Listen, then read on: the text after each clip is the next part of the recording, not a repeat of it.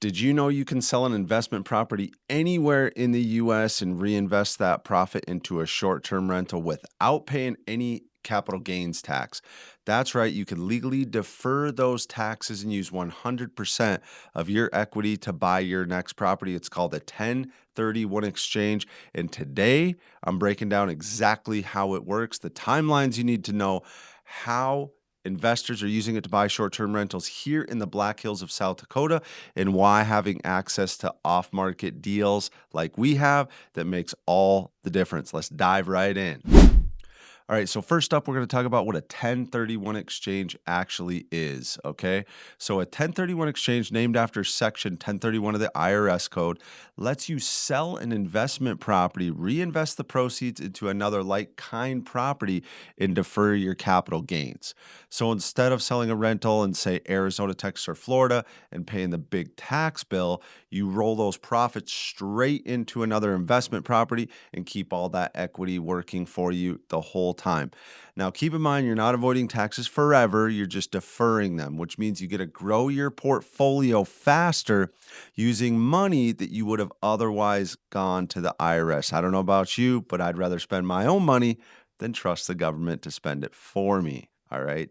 All right, so let's talk about the key rules first. Now, there are very specific rules you have to follow. Okay, so I'm going to break those down for you. We're very familiar with this. We've done tons and tons of 1031 exchanges. Okay, so you've got 45 days from the day you close on your sale to identify your replacement property. Okay, and you can identify three properties. Now, there's a lot of strategy that's involved here that we use before we're going to go ahead and do this. Now, number one, when we get an offer, we could negotiate a longer period of time for closing if we need, and start identifying properties, because at that point we could be making offers on properties, because now we're in a better position to offer and negotiate because we have your property under contract. Okay. So essentially, there's a lot of things we can do because you don't have to identify. That 45-day ticker doesn't start until you actually close.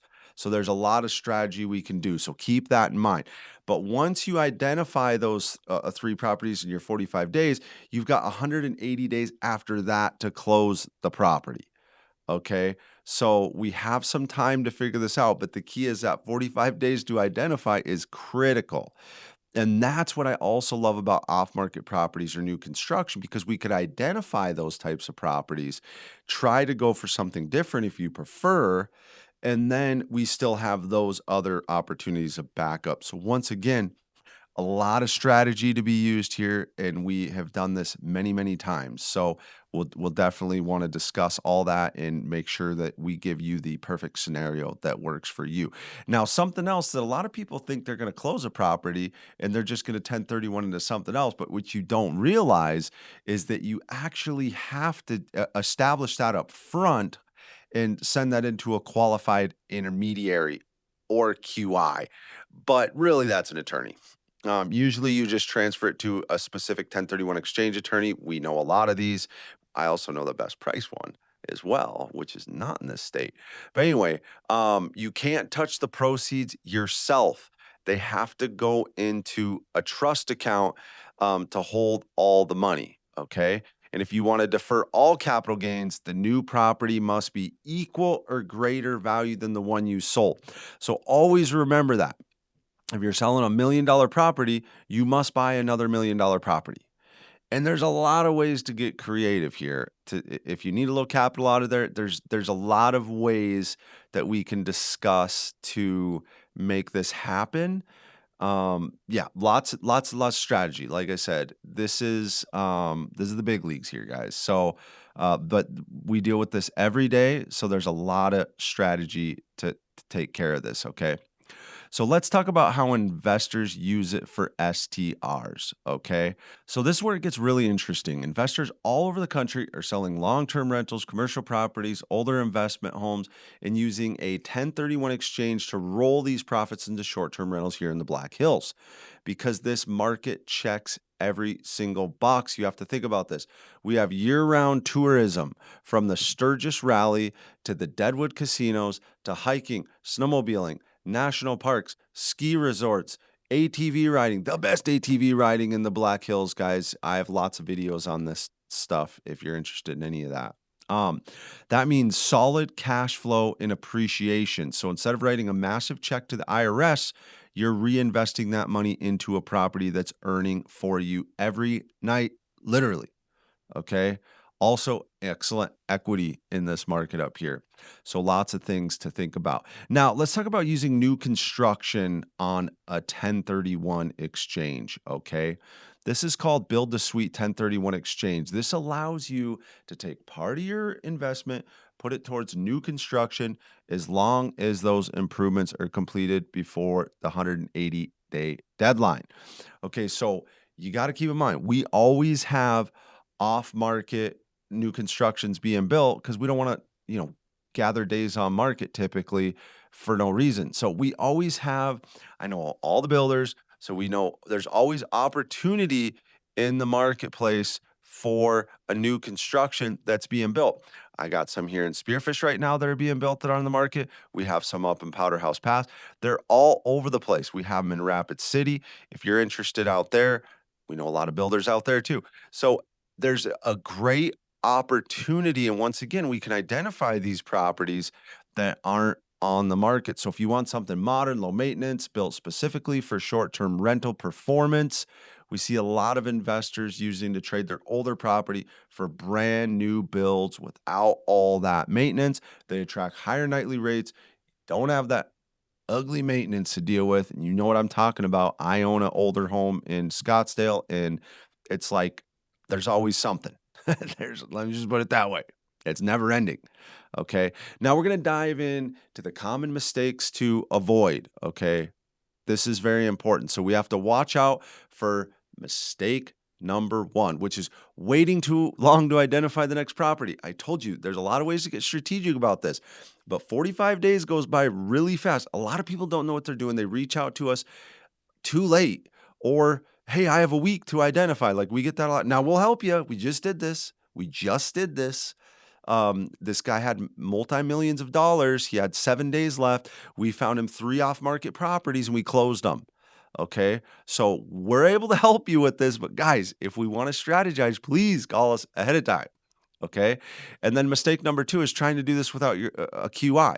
You actually can't.